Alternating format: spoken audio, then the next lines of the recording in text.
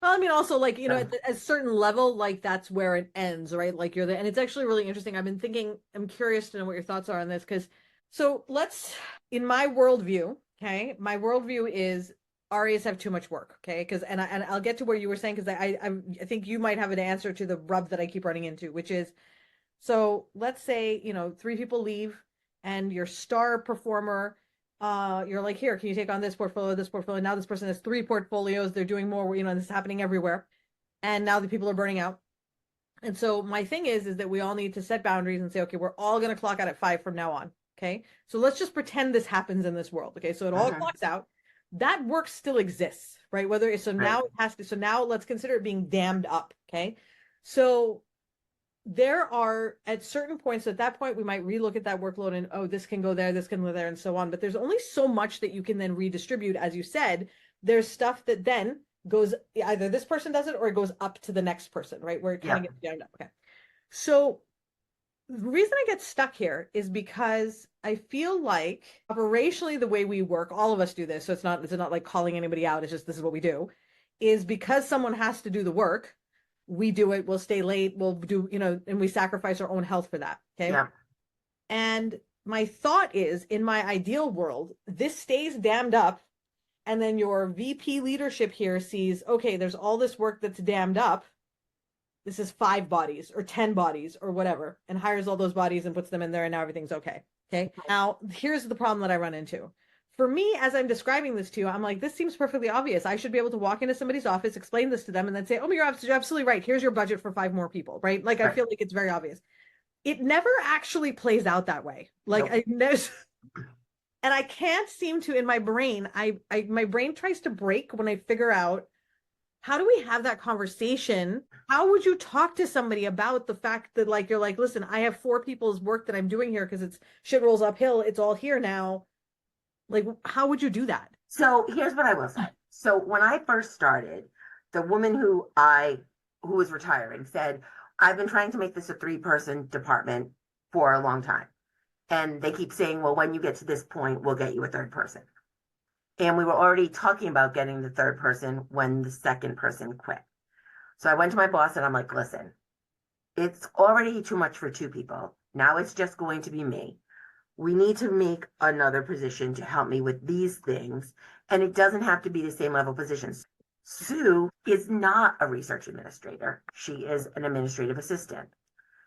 Yeah. And now she comes in and she does this level of thing. And the goal is that we teach her and she grows and we promote her to a research administrator. But for now, we have her at this level. She's able to do these things that then take those things off our plate. Sue came on in May. Like I said, initiation by fire for her when she came on. It was great having her here to do those things. Then the next thing was, okay, we're down these people. There's still all of this stuff to do. What isn't going to get done? Like, what can you set the expectation and say, here's what has to get done? I have to submit these grants. Mm-hmm. I have to submit these RPPRs. I have to do this. I have to do this. Here's what I don't have to do. If you're thinking about maybe I want to submit a grant now, or maybe I want to submit it next round, usually here, what we do is we start at this round. And then if we decide to push it back, we push it back. And we've got it started. There was none of that. You're short. There is none of the maybe now, maybe later. If you're thinking maybe later, guess what? It's later. Yeah. And you speak to the faculty and that expectation is set. That we're not going to start things that there's a maybe about. We're only going to submit things we know I 100% we're submitting now. None of these maybe ones. And I think everybody has those. And I think the really important thing, and I've heard from other people that they don't do this because they're afraid to say, I can't. And I am totally one of those people. I will readily admit, like, if you ask me to do something, you ask me to volunteer, you ask me to step up, I'm going to do it. And even to my own detriment sometimes, I'm always that person. I'm I'm trying. always, I'm working. I've been working on that the last few years, not doing that. But my default position is, you'll say something needs to get done, and before I've even started thinking, I'm like, I'll do it. right. My boss used to And tell me, please stop. I need you to stop saying you'll do it. right. So I think the important thing for us, I think this is truer of certain types of people, Mhm. where they're just the yes, yes, yes, I'll do it, I'll do it, I'll do it, is that you have to honestly stop and look and say, here's what I can do, and here's what I can't do, and here's why. And these are the most important things for our center, right? And that's what I said. I said, here's the most important things. We have to submit grants that need to be submitted because they're not going to be offered again. Those we have to do. Right. We have to submit the grants for our postdocs for K awards because their postdoc fellowship ends at X and they're not going to have a job if Yeah. they don't have a K award. We need to submit those.